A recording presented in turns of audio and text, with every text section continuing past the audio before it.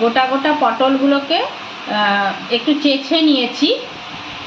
সমস্ত এখানে পটল 1 কেজির মতন পটল নিয়েছি। পটলগুলোকে ভাজার সময় যেভাবে চাচতে হয় সেভাবে চেঁচেছি। পটলগুলো কিন্তু আমি খোসা ছাড়াইনি, পটলগুলোকে সুন্দর করে চেঁচে নিয়েছি। আর মুখ সমেত, এখনও মুখগুলো ফেলিনি, শুধু এগুলোকে চেঁচে ভালো করে ধুয়ে নিয়েছি। তো আজকে পটল দিয়ে তৈরি করব পটলের দোরমা, যেটাকে বলে, কিন্তু নিরামিষ না, আমিষ পদ্ধতিতে চিংড়ি মাছ দিয়ে কত সুন্দরভাবে পটলের দোরমা করে খাওয়া যায়, আজকে সেই রেসিপিই রইল। তো আসুন প্রথমে এই পটলগুলো যেগুলোকে এভাবে একটুখানি করে রেখেছি সেগুলোকে কিভাবে দোরমা করার প্রথম স্টেপটা, সেটা হচ্ছে এই যে পটলের যে দিকটা সরু মুখ সেই দিকে না, যে দিকটা চওড়া মুখ সেই দিক দিয়ে একটুখানি ডিপ করে প্রথমে কেটে নেব। এইভাবে কেটে নেব। কেটে নিয়ে একটা ধারালো চামচের সাহায্যে এই ভেতরের অংশগুলোকে বের করে নেব।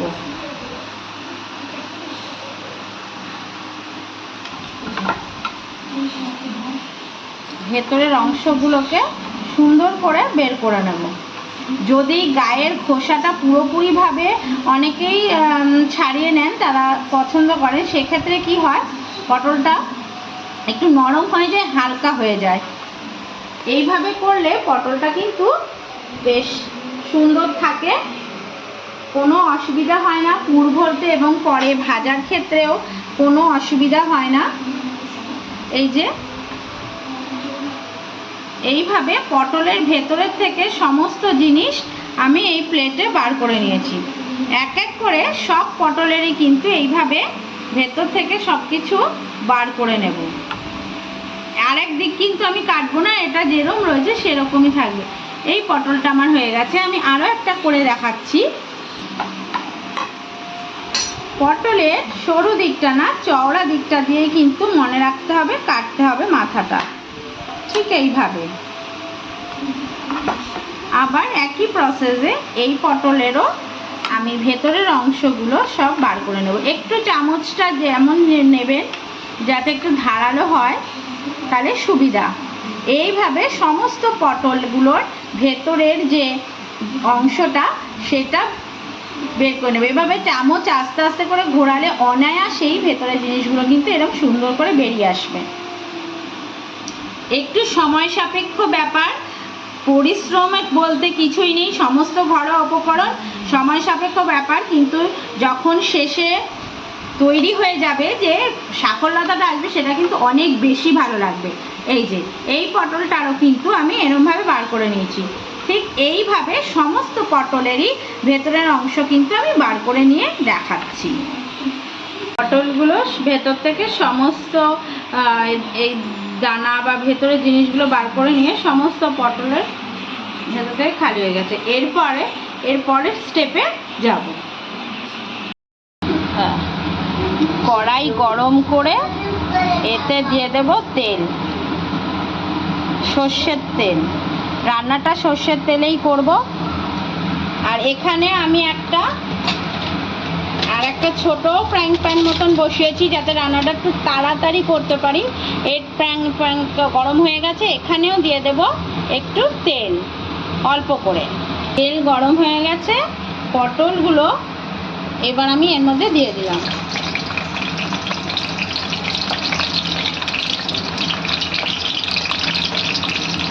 পটলগুলো এখানে খুব বেশি ভাজার দরকার নেই, মিনিট 2-1 মতন ভেজে পটলগুলো তুলে দেব। গ্যাসে এই ফ্লেমটাকে হাই করেই রেখেছি। নুন আর হলুদ দিয়ে আমি পটলটাকে ভেজে নেব। দিয়ে দিচ্ছি নুন, আন্দাজ মতো নুন আর হলুদ। অতিরিক্ত ভাজবো না, খুব বেশি নরম করব না, এই জন্য মিনিট 2-1 মতন হাই ফ্লেমে জাস্ট ভেজে এটা তুলে নেব। এখানে সর্ষের তেলটাও আমার গরম হয়ে গেছে। এবারে এখানে আমি 200 গ্রাম মতন চিংড়ি মাছ নিয়েছি। চিংড়ি মাছটা খোসা সমস্তটা ছাড়িয়ে ভালো করে ধুয়ে রেখেছি। এই চিংড়ি মাছগুলো এখন আমি এখানে দিয়ে দিচ্ছি।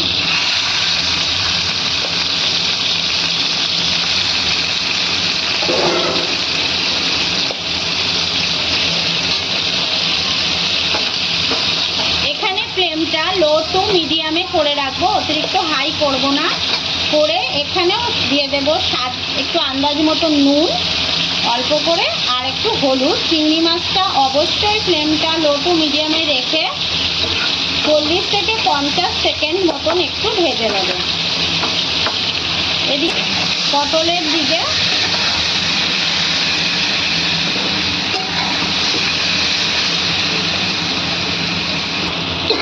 চিংড়ি মাছটা আমার এখানে হয়ে গেছে।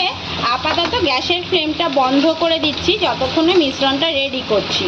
মিশ্রণটা করতে তো একটু সময় নেবে, তাই এটা একটু বন্ধ করে দিলাম। পটলটাও এখানে ভাজা ভাজা মতন হয়ে গেছে। পটলটাও এবার কিন্তু আস্তে আস্তে নামিয়ে নেব। পটলগুলো এখানে মোটামুটি হয়ে গেছে। এখানে একটা মিশ্রণ তৈরি করব, তার জন্য নিয়ে নিচ্ছি এখানে নারকেল। এখানে আমি কিছুটা নারকেল এরকম টুকরো টুকরো করে নিয়েছি। এর সঙ্গে দেব এই যে পটলের মধ্যে থেকে বের করে রাখা যে অংশটা, সেই অংশটা এর মধ্যে দেব। যদিও আমার মিক্সি জারটা না একটু ছোট, তাই একবারে মনে হচ্ছে করা সম্ভব হবে না। তো আমি এর মধ্যে দিলাম এই পটলের এটা 2 চামচ মতন সর্ষে, গোটা সর্ষে, পোস্ত দিলাম, দিয়ে দিলাম কাঁচা লঙ্কা। এবার এটাতে অল্প একটু পরিমাণ জল দিয়ে এই মিশ্রণটা আমি মিক্সিতে পেস্ট করে নেব। আর যেটা বাদ বাকি রয়েছে সেটাও এর মধ্যে আস্তে আস্তে দিয়ে এই পেস্টটা তৈরি করে নিচ্ছি। পটলগুলো হয়ে গেছে, সমস্ত পটল এখানে তুলে ফেলছি।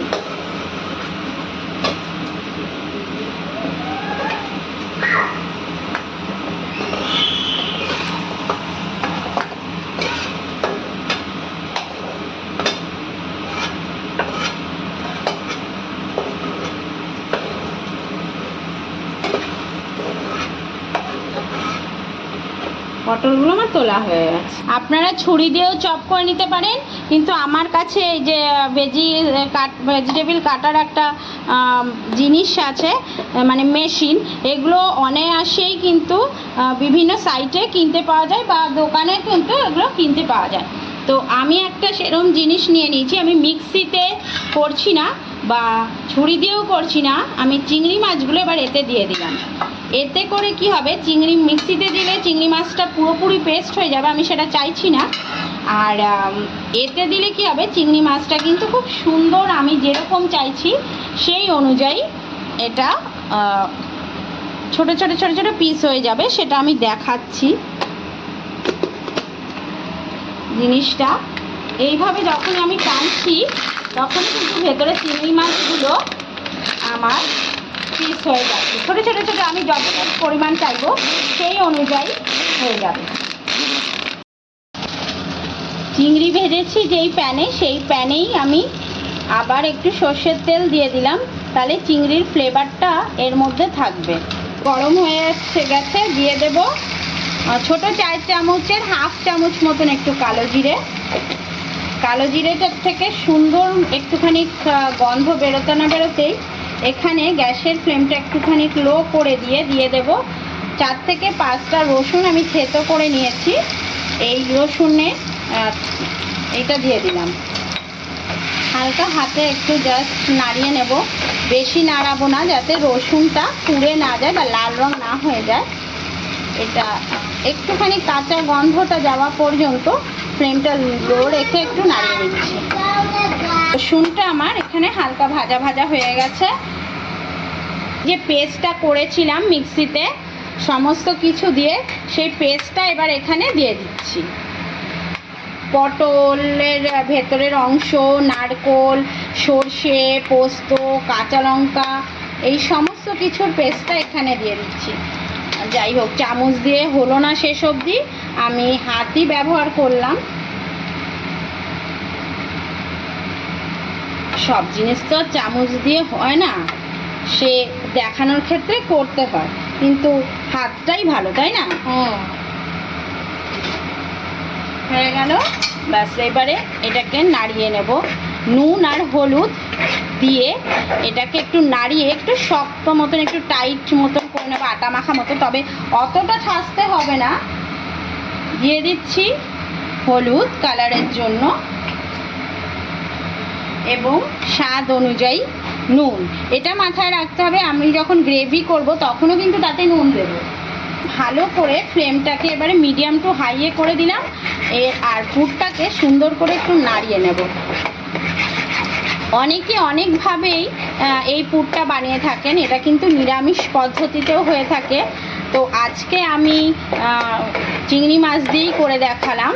আপনাদের যদি ভালো লেগে থাকে এবং নিরামিষ পদ্ধতিটা আপনারা ভালোবেসে থাকেন, তো কোনো এক ভিডিওতে চেষ্টা করব সেই নিরামিষ পদ্ধতিতে পটলের দোলমাটা কীভাবে বানানো যায় অতিরিক্ত সহজ পদ্ধতিতে, সেটা একদিন দেওয়ার। এটা মোটামুটি এখানে হয়ে যাচ্ছে। এবার এটা হতে হতে যেটা দেখাবো সেটা যে চিংড়ি মাছটা আমি কিন্তু যেটা করেছিলাম সেইটা দেখাচ্ছি আপনাদের সঙ্গে। দেখুন কত সুন্দর এটা উঠিয়ে নিচ্ছি। জিনিসটা যে কত কার্যকরী, আমি মানে বাড়িতে আনার পরে আমার এত সুবিধা হয়েছে কিচেনে, কি বলবো জানেন, সব কিছু এত সুন্দর চপ হয়ে যায়। এই দেখুন চিংড়ি মাছটা কত সুন্দর মানে চপ হয়ে গেছে। বিশেষ করে তরকার ক্ষেত্রে এত কাটিং করতে হয়, তখন কিন্তু এই টাইপের যে কিচেন টুলসগুলো ভীষণ ভালো লাগে। আচ্ছা, এখন এই চিংড়ি মাছটা আমি দিয়ে দিচ্ছি এর মধ্যে, দিয়ে ভালো করে আবার মিক্স করে নেব এটার সঙ্গে। চিংড়ি মাছটা মিক্সিতে পেস্ট করলে কি হতো জানেন, ওটা না একদম মানে যতই স্লো করুন একদম পেস্ট হয়ে যেত। আর এটা করাতে কি হবে, খাওয়ার সময় মুখে ভীষণ একটা কামড় পড়বে আর ভালো লাগবে খুব। আমি আগেও করে দেখেছি, কিন্তু এই প্রসেসটাই আমি দেখলাম ভীষণ ভালো হয়, সুস্বাদু আর টেস্টি হয়।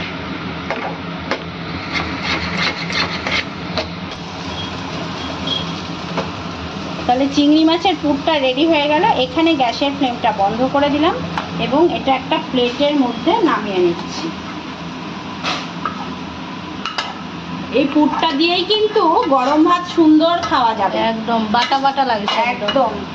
এই পুরটারই এত সুন্দর মানে গন্ধটা, ফ্লেভারটা আসছে। আমরা বাঙালিরা কিন্তু এরকম সর্ষে পোস্তর এরকম যদি পুর থাকে, একটু সর্ষের তেল কাঁচা দিয়ে গরম ভাত একটু খাওয়াই যায়, খুব ভালোই লাগবে। আচ্ছা, একটা জিনিস বলি, সেটা আমার মেজারমেন্ট, আপনাদের যাদের মেজারমেন্ট এক্সপার্ট তাদের তো দরকারই নেই। আমি একটু করে নেবো, নাহলে কোনো পটলে দেখবে এত চলে যাচ্ছে পুর আর কোনোটায় পাইনি। এখানে আমার গুনে রেখেছি 21টা পটল আছে, তো আমি এখানে এই পুরটাকেও এই 21টা ভাগেই ভাগ করে নিচ্ছি। তাহলে কি হবে, সবই সমানভাবে পুরগুলো পড়বে। এই যে আমার 21টা পটল, তার জন্য এই পুরটাকেও আমি 21 ভাগে ভাগ করে নিয়েছি। এইবারে যেটা হলো, আমি একটা করে পটল নেব আর এখান থেকে একটা করে পুরের ভাগ নিয়ে একটু হাতে হালকা একটু লম্বা মতন করে নেবো, বা এমনি করে ঢুকাতে পারেন, একটু সামনে এনে করো। এইভাবে এবারে ঢোকাতে থাকবো সমানে, একটু চেপে চেপে এরম করে ঢোকাতে থাকবো। আর প্রেস করে করে যত ঢোকানো যাবে এটা কিন্তু সুন্দর ভেতরে ঢুকে যাবে। এই যে দেখাই যাচ্ছে। দরকার হলে এই যে আমরা যেমন কৌটো টৌটো করি সেরকমও করা যায়, যে জায়গার জন্য সুন্দর ঢুকে গেল। এইগুলো সব ঘরোয়া ট্রিক্স, আর কিছুই না। একটু আমরা মুড়ি ঢাললে, কৌটোয় আটা ঢাললে, বিস্কুট ঢালে আরেকটু ঝাঁকিয়ে জায়গা বানাই না, এইটাও সেই রকম। ব্যাস, আমার একটা পটলে এক ভাগ আমি কিন্তু এভাবে ঢুকিয়ে দিই। আমি এটা করবো পুরে, পটলে তো পুর ভরা হয়ে গেছে, এবারে এটা মুখটাকে সিল করব। এটার মুখটা সিল করব, তার জন্য আমি একটু আটা মাখা নিয়ে নিয়েছি। তো ওই কথাগুলোর সঙ্গে জড়িত দিই, আটা মাখা নিয়ে নিয়েছি। এটা ময়দা মাখাও নিতে পারেন, বা চালের গুঁড়ো নুন দিয়ে গরম জল দিয়ে আটা মাখার মতন মেখেও নিতে পারেন। এটাকে এবার আমি এই মুখে দিলাম দিয়ে সিল করে দিতাম এইভাবে দিলাম। এবারে এই মুখটাকে এর সঙ্গে চেপে দিলাম এইভাবে।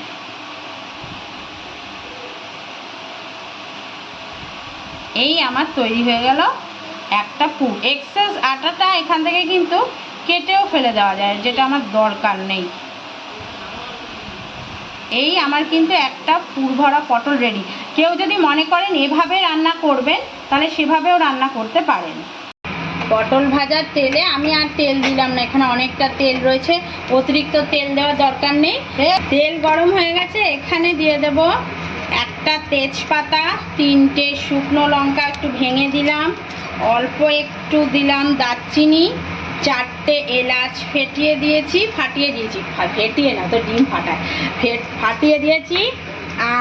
আর কিছু দেওয়ার নেই। এইবারে হলো গিয়ে আমি সুন্দর করে এটাকে একটুখানি ভাজা করবো, একটু গন্ধ আসা পর্যন্ত। তো গন্ধও এক্ষুনি এসে যাবে, আর দেরি হবে না গন্ধ। আচ্ছা, আর দিয়ে দিচ্ছি ছোট 4 চামচের 1 চামচ মতন জিরে। এবারে একটুখানি এইটাকে জিরেটা ভেজে নেব আমি। জিরে আর গোটা গরম মশলা এই ভাজা হয়ে গেছে, আর করলে জিরে পুড়ে আমার দিকে তাকিয়ে থাকবে।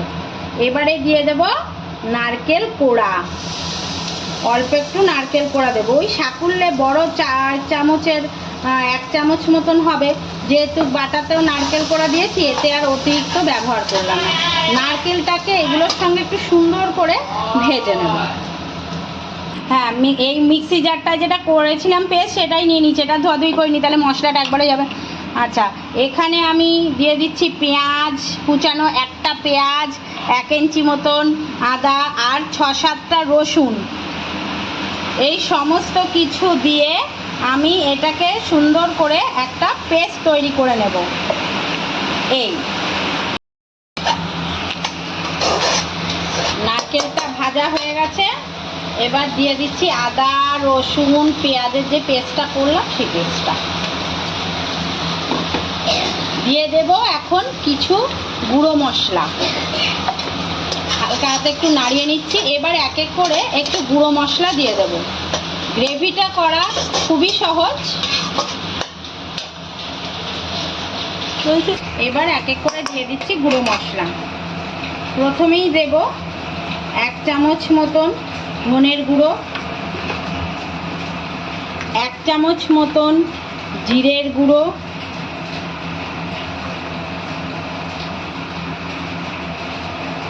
ঝাল আপনারা যে যেমন ঝাল খেতে পছন্দ করেন সেই অনুযায়ী ঝাল দেবেন।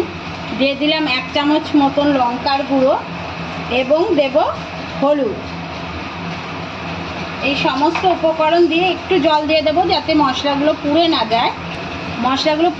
তার জন্য জল দিয়ে দিলাম। এবার সুন্দর করে মশলাগুলোকে একটুখানি কষিয়ে নেব, এগুলোকে সুন্দর করে একটু কষাবো।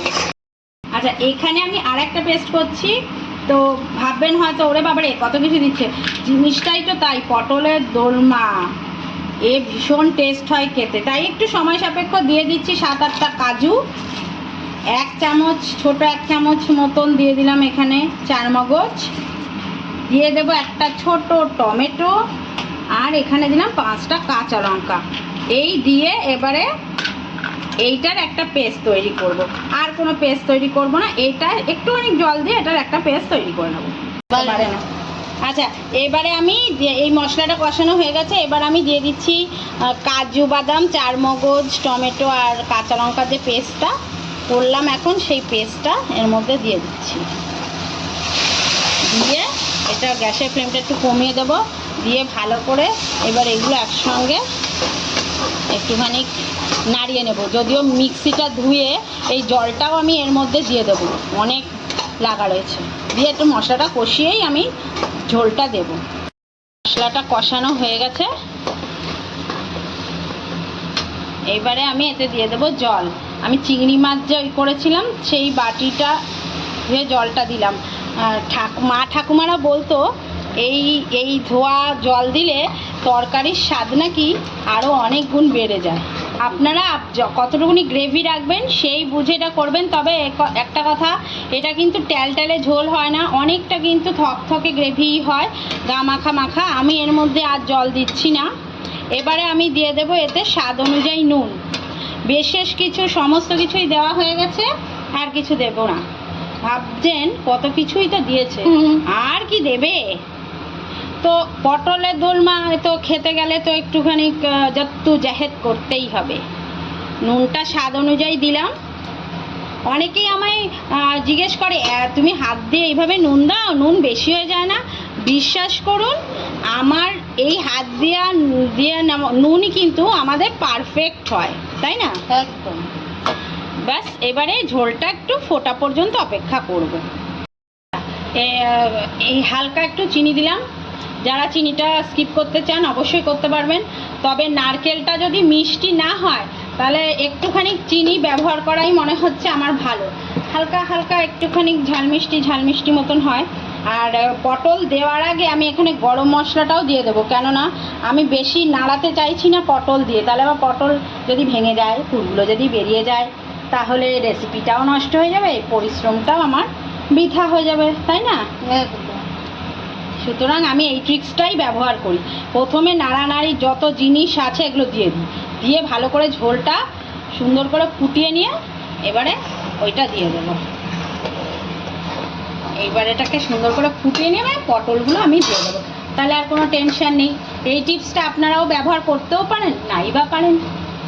আপনারা তাহলে কি করবেন, পটল দেওয়ার পরে অল্প একটু চিনি এবং নামানোর আগে গরম মশলাটা দিয়ে দেবেন। এবার আমি আস্তে আস্তে করে পটলগুলো ছেড়ে দেব। গ্যাসের ফ্লেমটা একটু কমিয়ে দেব, লো টু মিডিয়ামে করে দিয়ে আমি পটলগুলো ছেড়ে দিচ্ছি।